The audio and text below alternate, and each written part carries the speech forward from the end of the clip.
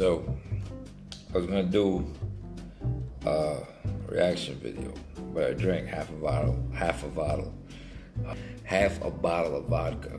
Anyway, so I figured I'd do a story time since I'm already liquored up. Say one of my military stories. Now everybody in the military got stories. Anybody who's anybody in the military got stories. It doesn't matter who you are, what your job was, what your MOS was. But especially if you were in infantry, artillery, any combat arms, you got the craziest stories. So this one's one of mine, one of many. If you go to my podcast, I have a series every Sunday that I just started last Sunday where you can hear every story.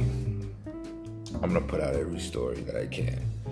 So names have been changed to protect the guilty because all of us are guilty. So this is vulgar, so get the kids out of the room.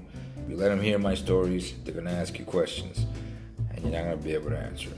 You might not know the answer. I had CQ. All right, now CQ is commander of quarters or whatever you want to call it, whatever it was. He's the person who stays up all night. Everybody gets that duty. You stay up after work all night, 24 hours to the next day, and you get the next day off. So it's better to have it like Monday through Thursday. You stay up, and you're supposed to watch the barracks, make sure everything's good. If there's a fire or whatever, blah, blah, blah. Anyway, so I had it one Friday, unfortunately. It was all males at the time. This was back in the day, 2002 maybe, or something like that. So anyway, 2001, 2002, I don't know. I was like 21, and I had CQ, and we had a dude, let's call him Baldwin, black dude. I think I just said his real name, fuck. So this guy, he brought in a girl.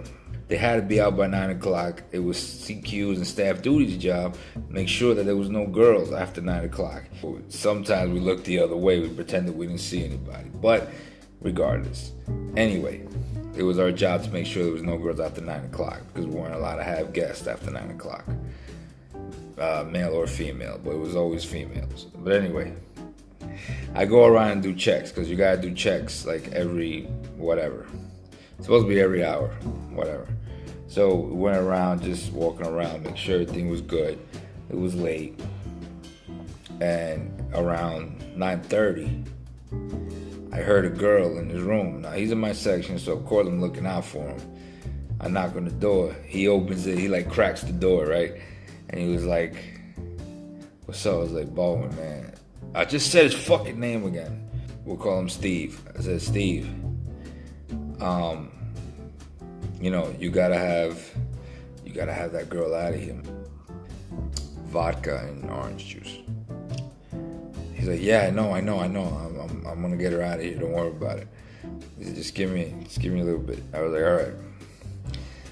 So I go back to the desk. It's like 10 o'clock now.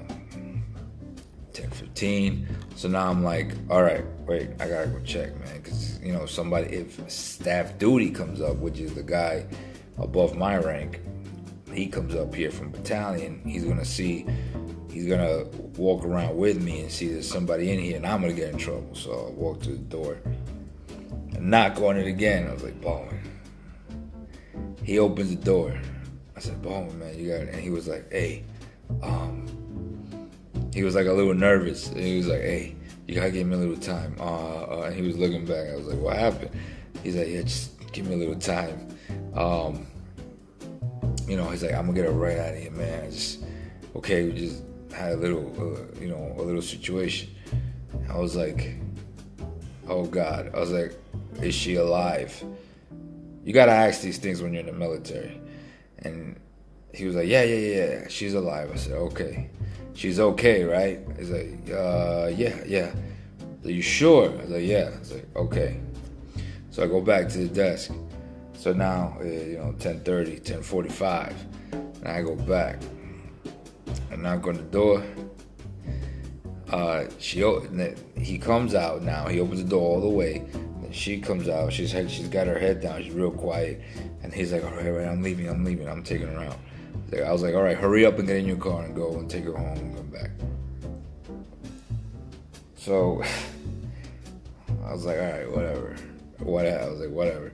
So he comes back later. It's like now it is like probably 11:45 midnight, whatever. He comes back, and I'm like, yo, Bowen, what the fuck happened, man? Like, what's going on? That this, I was supposed to tell you to get her out at 9, but I'm gonna look out for you. You're in my squad, whatever. But what happened? You know what I'm saying? He was like, man. He was like, we had an accident. And I was like, what you mean we had an accident? He's like, we were doing it. You know what I'm saying? We were having sex, and we had an accident. And I was like, what the fuck you mean? Like, what happened, bro? Like, you didn't do anything to her, did you? Because if he did, then I gotta report that. You know what I mean? If he did something, if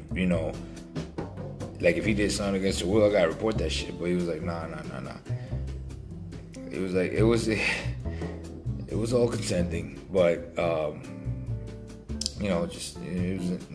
she was just embarrassed when she left, and I was like, embarrassed of what? I was like, oh, was she a virgin? I was like, wow. I was like, she was like 20. She must have been somewhere in her 20s, maybe 23, and you're young, same age as me. I was 21 at the time, but she must have been like maybe 22, 23. And he was like, no. And I said, he's like, what happened was I asked if we could do anal. I was like, Bowen. Now look, let me, before I go on with the story, no homo, okay? In the military, I don't know about now, 2018, but back in the day, when we was in the field and stuff like that, you had a shower with the other dudes. Like, there's no ifs, ands, or buts. There's no personal showers and shit, when you're in the field. The open shower was most, like 99% of the time, and you showering with other dudes. There's nothing you can do about it. You know what I'm saying? There's no ifs, ands, or buts. There's dick swinging everywhere. You know what I mean? And you're seeing it.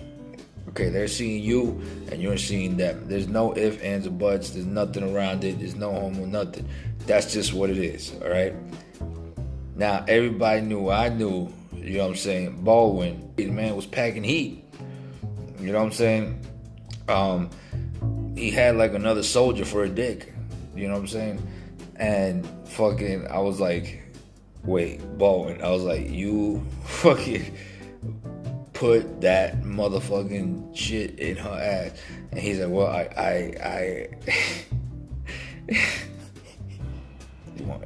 I asked her, said, you want to do it? And she was like, yeah, let's do it. He's like, I tried, and I put it in. I said, you put that whole motherfucker in? And he was like, well, yeah, most of it, yeah.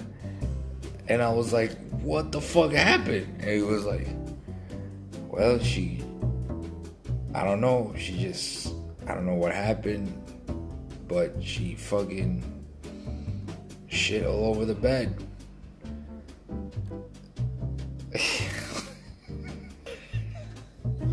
Fuck, I said his name again. Are you serious, B? And he was like, yeah, man, she fucking shit everywhere, man. And we had to clean the shit up. That's why she had her head down when she came. She was like embarrassed, you know what I mean? And he didn't say anything, obviously, in front of her, but it was like, what the fuck? I was like, Bowen, yo. You can't just be sticking that shit in anybody, bro. You know what I mean? Like, the fact that she even took, like, 75% of it, you know what I'm saying, is like, she deserves an award. Like, we should have, like, some kind of formation for her and, like, give her an award. Like, yo, you're a fucking Special Forces trooper. Like, you fucking... Like, this motherfucker had, like, a fucking newborn baby for a penis. You know what I'm saying? And it was like, yo... This is fucking insane, man. I don't know why I said that story. I don't know why I even told that story. I don't know. I'm drunk. I ain't gonna lie to you. I'm fucking drunk. I shouldn't have said that story. I'm sorry. But don't forget to like and subscribe. Follow me on social media and my podcast on Anchor. And I'll see you on the next smoke.